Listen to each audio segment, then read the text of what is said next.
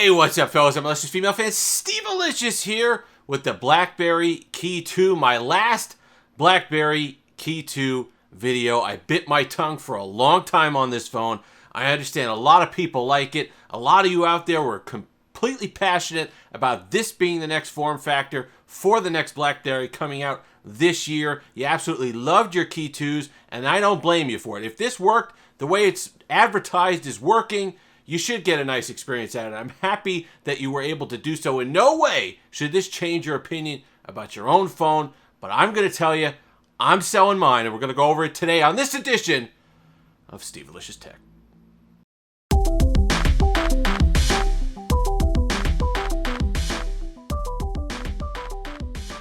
And we're back, of course. Thank you so much to all the new subscribers, up over 3,625 as of the taping of this video. If you've been loving all the BlackBerry stuff we've been into recently, go ahead and give that subscribe button a tussle. It certainly means a lot to me. It's certainly more of that to come. So when they first announced that the BlackBerry rights had been acquired, TCL was going to be making new BlackBerry devices, we thought we were dead in the water. I was excited, just like everybody else. I got to admit, I stayed away from the Key1. First generation, it was their first crack at it. I wasn't going to give them too much of a hard time over the device, even though I didn't really feel it was for me, so I stayed away, and it was proven right with that. The screens were popping out of them and all the rest. They did get better with the bronze edition or the black edition, whatever that special edition one with more RAM that came out later on that was quite good. But I stayed away, but I was excited for the second one.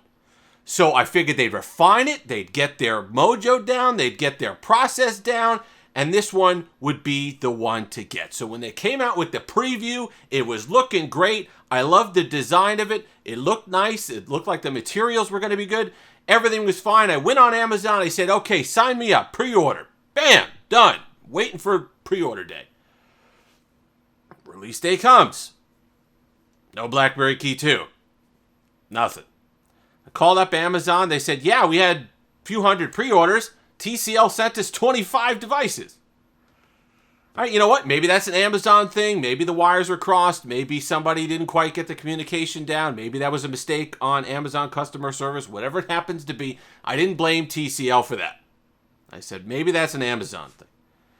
Then I started seeing on Reddit, people having problems with the keyboard. Why is the Spacebar so weird? Why does it feel odd when you're... But at least they're working.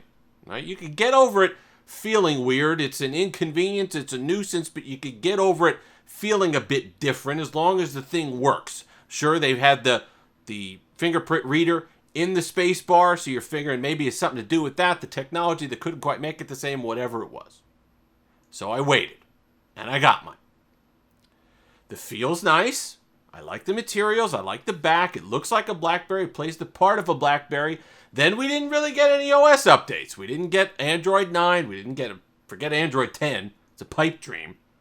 They were paying, it wasn't like they were charging $500 for this thing either. What was it, $749 at launch, $799, something like that? So you're talking upper mid-tier, lower flagship price for a very mid-tier spec. But on a BlackBerry, you forgive that. You say, as long as you give me security and durability, I'll look, and that keyboard, I'm going to look past it. You paid a little extra for that. But then I don't even feel I got that. I know a lot of you did feel that way. I mean, they're more consistent now with the security updates than they were when the phone was active. When the phone was in the support life. They're more active now. Getting updates every month. Gee, thanks. Could have used that 2 years ago. Could have used Android 9. Would have been nice. But then, to add insult to injury, my Spacebar stopped working. And I'm not alone. It works about 50% of the time. We'll show video of that now, here.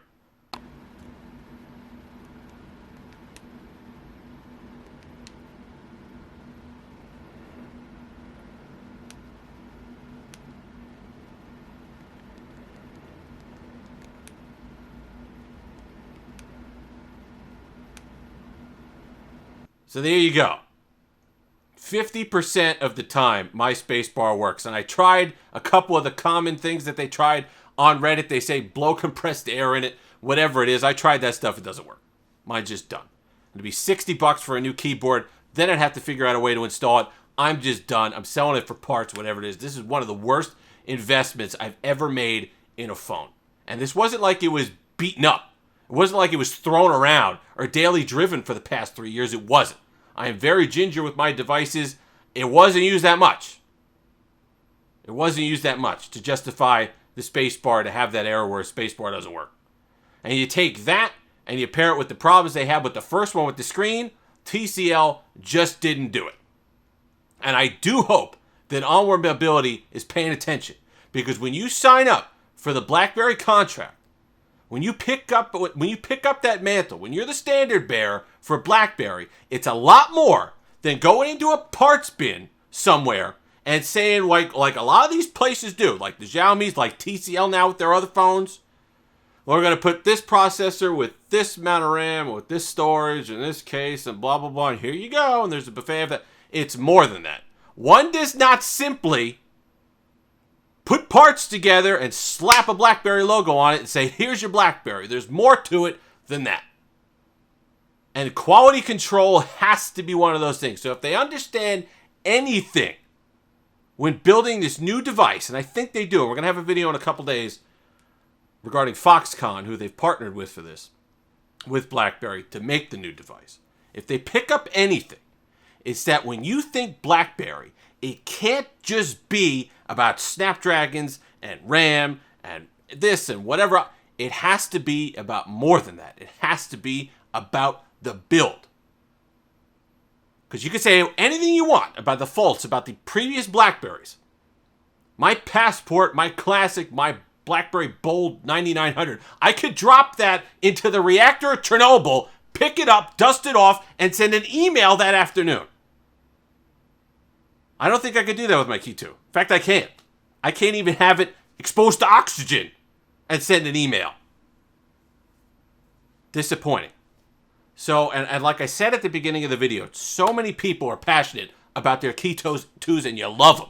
And you love your TCL devices. And if you had luck with it, if yours is still working, if you enjoyed your experience, I never want to be able to take that away from you. Never. I'm just saying, from my own experience, for the money that I paid, for the support and experience that we actually wound up getting, and I'm not alone, please tell me below if you've had your issues with your Key2.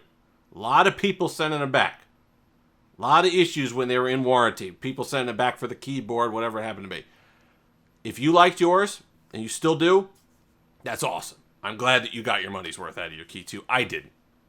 I did. So I can only hope that Onward Mobility sits there and says, okay, of all the things that we have to get right, build quality and the overall quality has to be at the top of the list, or very close. Because BlackBerries are devices that you want to pick up 5, 6 years from now and still have them work like they were new out of the box. If you've made it this far, like, comment, subscribe, all that fun stuff. Until next time, have that Steve-alicious day.